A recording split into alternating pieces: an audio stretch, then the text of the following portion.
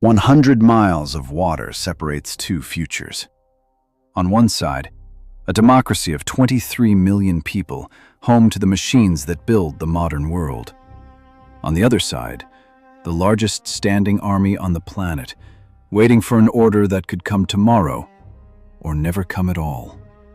This is not a war that has happened yet, but it is a war that is already being fought in the air, in the water, in the code running through your phone right now. Every year, Chinese fighter jets cross into Taiwan's air defense zone. Every year, Chinese warships circle the island in drills that look less like exercises and more like rehearsals. And every year, the world's economy holds its breath, because inside a handful of factories on this small island sit the chips that power every smartphone, every fighter jet guidance system, every artificial intelligence model on Earth. If Taiwan falls, it will not just be a border that changes. It will be the balance of global power. This is the story of how one island became the most dangerous flashpoint on the map, and why the war nobody wants may be the war nobody can stop. To understand why Taiwan could ignite the next world war, you have to go back to a civil war that never officially ended. For decades, China tore itself apart, nationalists against communists, Chiang Kai-shek's forces against Mao Zedong's revolutionaries, millions dead, cities burned. And by 1949, the outcome was clear. Mao's Red Army had won the mainland. Chiang Kai-shek did not surrender. He retreated. He took what remained of his government, his gold reserves, his loyal soldiers, and roughly 2 million refugees, and crossed the strait to the island of Taiwan. He declared it the true Republic of China. Temporary headquarters, he called it, a base to one day retake the mainland. That day never came. Mao, meanwhile, declared his own government on the mainland, the People's Republic of China. Two governments, one claiming to be the legitimate China, both refusing to recognize the other. And the island in between became the unfinished business of a war that was never formally concluded, only paused. For the next generation, Taiwan was not the fragile democracy it is today. It was a military dictatorship under martial law, propped up by American money and American warships, positioned as the front line of the free world against communist expansion in Asia. Washington needed an anti-communist outpost. Chiang needed a protector. The arrangement suited both men perfectly, even if it suited the people living under martial law far less. But peace, if you could call it that, was never guaranteed. In 1954, and again in 1958, communist forces on the mainland shelled Taiwan-controlled islands just off the Chinese coast, Quemoy and Matsu, in bombardments so intense that the United States came close to threatening nuclear weapons to defend a strip of rock most Americans had never heard of. The pattern was set decades before satellites, before stealth fighters, before semiconductors. Taiwan was never just an island. It was a test of how far a superpower would go and how far the world would let it. And Taiwan owes its very survival in those earliest years to a war fought hundreds of miles away. When North Korean troops crossed into South Korea in 1950, Washington's calculus on Taiwan changed overnight. Before the invasion of Korea, American planners had privately written off Chiang's government as a lost cause, expecting the communists to finish the job and take the island within the year.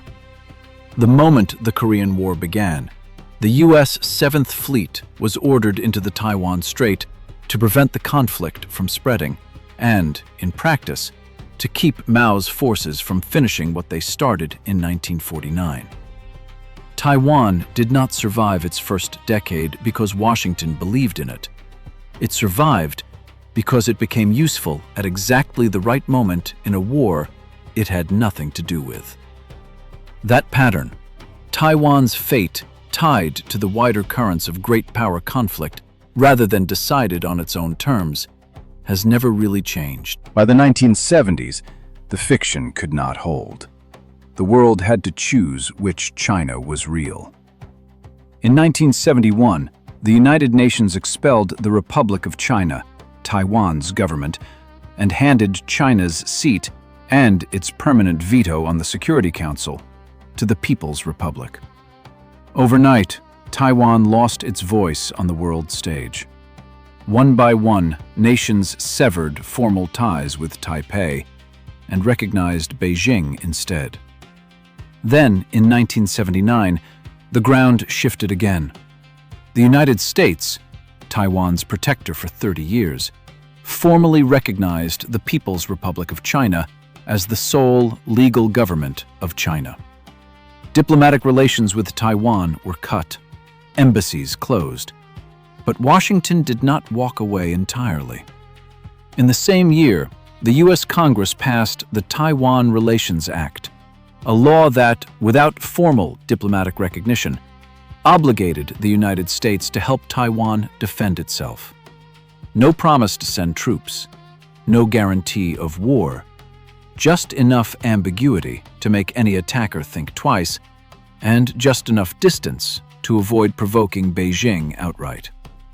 This is the doctrine that still governs the region today: strategic ambiguity. Washington has never said clearly whether it would fight for Taiwan. And that uncertainty, deliberately built into the relationship, has kept an uneasy peace for over 4 decades. The turning point came earlier still, in 1972, when President Richard Nixon flew to Beijing and signed the Shanghai Communique with Mao's government, the document that first cracked open the door China had spent 2 decades trying to force shut. In it, the United States acknowledged that Chinese on both sides of the strait maintained there was only one China, and that Taiwan was part of it. Acknowledged, not endorsed, not agreed to. That single word has carried the weight of the entire relationship for over 50 years. It let Washington deal directly with Beijing without formally abandoning Taipei, and it let Beijing claim a symbolic victory without gaining actual control of the island. 2 governments, 1 carefully worded sentence, and a deliberate ambiguity that both sides have found more useful to maintain than to resolve. Beijing's position has never wavered. Taiwan is a renegade province. Reunification is not a question of if, but when. By negotiation if possible, by force if necessary.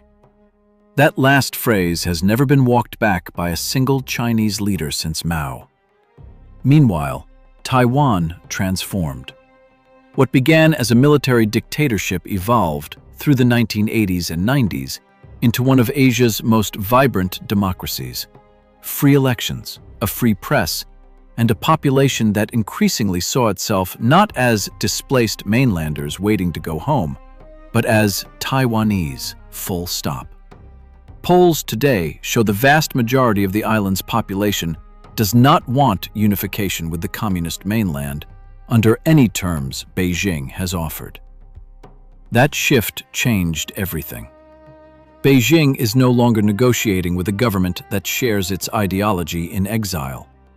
It is facing an island that, generation by generation, has built an identity that has nothing to do with communist China at all. If Taiwan were just a political dispute, the world might look away. It cannot, because of what happens inside a handful of factories in the city of Hsinchu. Taiwan's Semiconductor Manufacturing Company, TSMC, produces the most advanced computer chips on the planet. Not most of them, the most advanced ones. The chips that run in the world's newest fighter jets, missile guidance systems, artificial intelligence data centers, and virtually every high-end smartphone made anywhere. No other country, not the United States, not China, not South Korea, can currently replicate what happens inside those factories at the same scale and precision. Analysts call this Taiwan's Silicon Shield, the theory that the world's dependence on Taiwanese chips is itself a deterrent because a war that damages those factories would cripple the global economy, China's included. But a shield can also be a target. Military planners on both sides of the Pacific have studied what happens if those factories are seized intact, destroyed, or cut off by blockade. Every scenario carries the same conclusion. Whoever controls Taiwan's chip industry gains leverage over the technological future of the entire world. This is why Taiwan is no longer just a regional dispute between Taipei and Beijing. It is why the White House, the Pentagon, and the boardrooms of every major technology company on Earth track the Taiwan Strait as closely as any oil pipeline in the Middle East. The stakes are no longer just territorial. They are digital, economic, and generational. Every Chinese leader since Mao has claimed Taiwan belongs to the mainland. But Xi Jinping is the first to build a military specifically capable of taking it by force, and to put a clock on the ambition. Since coming to power, Xi has overseen the largest peacetime military expansion China has undertaken in the modern era.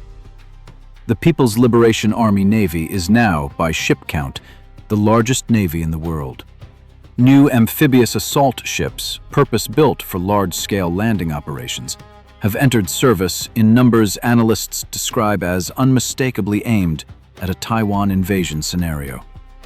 Missile forces capable of striking American bases across the Pacific, from Guam to Okinawa, have expanded to try to push U.S. reinforcements out of range before they can arrive. American defense assessments have stated plainly that Xi has directed his military to be capable of taking Taiwan by force by a specific target date, a deadline Western intelligence officials treat not as a guarantee of invasion, but as a readiness benchmark Beijing intends to hit regardless of whether it chooses to act.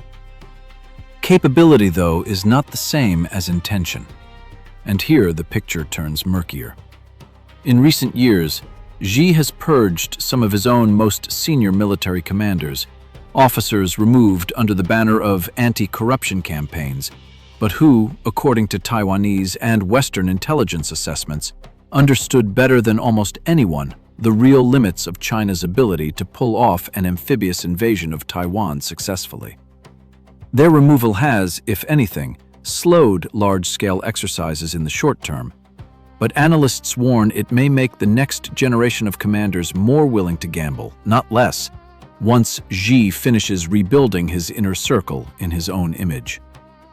This is the uncomfortable truth of the Taiwan question in the mid-2020s. Nobody, not in Washington, not in Taipei, and quite possibly not even in Beijing, knows with certainty whether Xi Jinping will order an invasion in his lifetime. What is certain is that the military machine capable of attempting it has never been larger or closer to ready. While the world watches for tanks and missiles, the actual war being fought over Taiwan looks nothing like that. Retired Taiwanese officers have a name for it: the war without gunfire. Instead of a single dramatic invasion, Beijing has spent the past several years waging what analysts call gray zone warfare. Pressure applied just below the threshold that would trigger open conflict, calibrated precisely so no single action justifies a war in response. Chinese military aircraft cross into Taiwan's air defense identification zone by the hundreds every month, forcing Taiwan's air force to scramble jets in response, wearing down pilots, aircraft, and budgets through sheer repetition rather than a single strike. Chinese Coast Guard vessels now maintain a near-permanent presence in waters around Taiwan's outlying islands, asserting jurisdiction inch by inch without a shot fired. Cyber attacks probe Taiwan's power grid, financial systems, and government networks on a near-daily basis. Disinformation campaigns flood Taiwanese social media, aiming to convince the population that resistance is futile and that the United States would abandon them the moment war began. None of this looks like war on the evening news. All of it is designed to hollow out Taiwan's will to resist before a single missile is ever fired. The numbers tell their own story. In just the first 6 months of 2026, Taiwan's government recorded over 1,300 Chinese military aircraft operating near the island, an average of more than 7 a day, every single day, for half a year. Some weeks bring a sudden, unexplained silence. 9 days in a row in early 2026, with no PLA aircraft detected at all, sparking brief hope that tensions were easing. Taiwanese defense officials warned against reading too much into it. A lull, they said, is not de-escalation. It is a pause in one instrument of pressure, while others, Coast Guard patrols, cyber intrusions, political warfare, continue underneath it. And the picture is not static. Through 2025 and into 2026, the pattern has shifted repeatedly. Long stretches of intensified military flights and large-scale encirclement drills, followed by sudden, unexplained lulls that Taiwanese defense officials warn should not be mistaken for de-escalation. Some of that ebb and flow tracks with diplomacy. Summits between Chinese and American leaders, moments where Beijing calibrates pressure for political effect rather than military necessity. Some of it tracks with turmoil inside China's own military leadership. But the underlying trajectory, according to defense officials on both sides of the Pacific, has not reversed. It has simply changed its rhythm.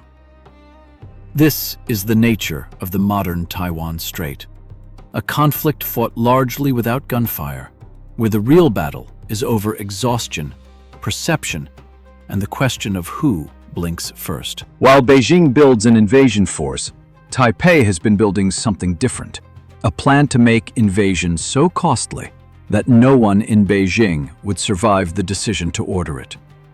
Defense planners call it the Porcupine strategy. Taiwan cannot outbuild China ship for ship, jet for jet, soldier for soldier. The population gap alone makes that impossible. So instead of matching China's military size, Taiwan has spent the last several years reshaping its entire defense doctrine around asymmetric warfare. Thousands of mobile anti-ship missiles hidden across the island's mountainous terrain. Mines pre-positioned to seal the narrow beaches where an invasion fleet would have to land.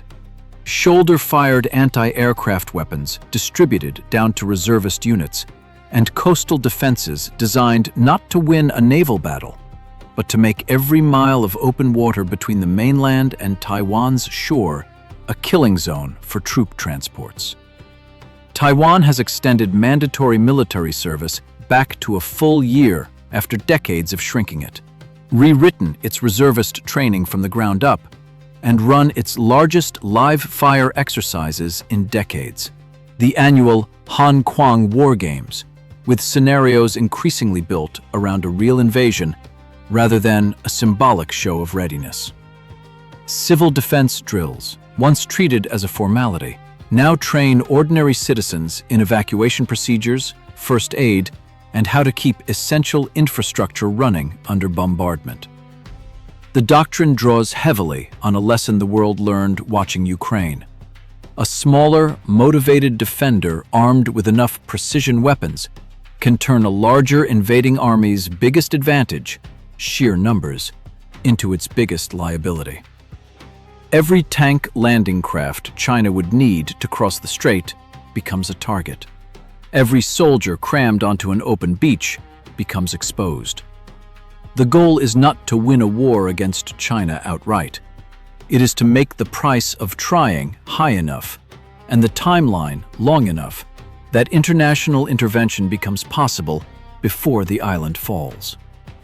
Whether it would actually work has never been tested, but it is the reason so many war game simulations conducted by American think tanks conclude that a Chinese invasion of Taiwan even if ultimately successful, would cost Beijing losses on a scale unseen by any military since the Second World War. Military planners do not deal in hope.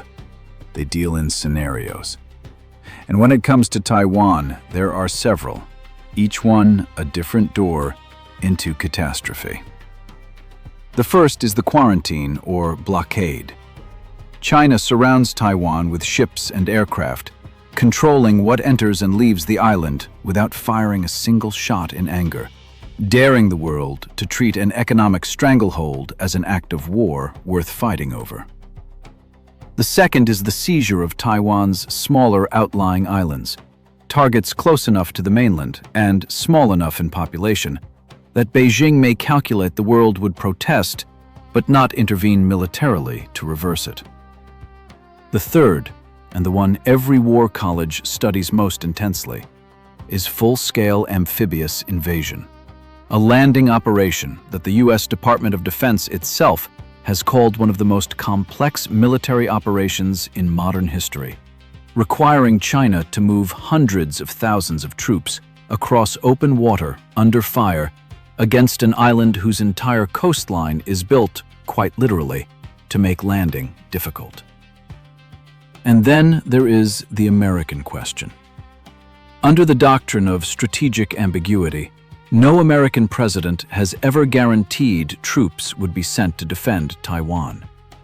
But no American president has ruled it out either. Treaty allies, Japan, with bases hosting tens of thousands of American troops less than 100 miles from Taiwan's coast, and the Philippines, granting expanded access to its own military installations, sit close enough that a war over Taiwan would almost certainly not stay contained to the strait alone. This is why so many analysts describe Taiwan not as a regional dispute, but as a tripwire for a war between great powers, the first direct military confrontation between Washington and Beijing since either country has held its current global weight. Nobody who studies this scenario closely describes it as easy for anyone. Not for China, whose economy would collapse under global sanctions and a self-inflicted wound to its own chip supply. Not for the United States, whose Pacific Alliance structure would be tested as never before. And certainly not for the 23 million people who call Taiwan home, who would pay the price of a decision made in rooms they have no seat at. There is also the question of timing that no war game can fully answer. China's economy, its youth unemployment, its property market, and its own internal political pressures are not static backdrops to this story. They are variables that shift every year, sometimes making a leader more cautious, sometimes making the temptation to rally a nation around a foreign crisis more attractive. Some Western analysts argue a China under domestic economic strain is less likely to gamble on a war it cannot guarantee winning. Others argue the opposite, that a leader facing internal pressure has every incentive to manufacture an external crisis to unify the country behind him. Both arguments have serious defenders. Neither can be proven until the moment either one is tested. Every war has a cause. This one has 100 of them, stacked one on top of another for 75 years. A civil war that never truly ended. A diplomatic fiction two superpowers agreed to maintain. A factory floor that now powers half the modern world. And a leader in Beijing who has built the tools to finish what his predecessors only threatened. Whether that war ever actually comes is not a question of maps or missiles alone. It is a question of miscalculation, of one side pushing just a little too far, believing the other will not respond, in a strait where an accident and an act of war can look identical from a warship's radar screen. For now, the guns are silent. The pressure is not. Where every conflict has a cause, every border has a cost, and every war leaves something behind.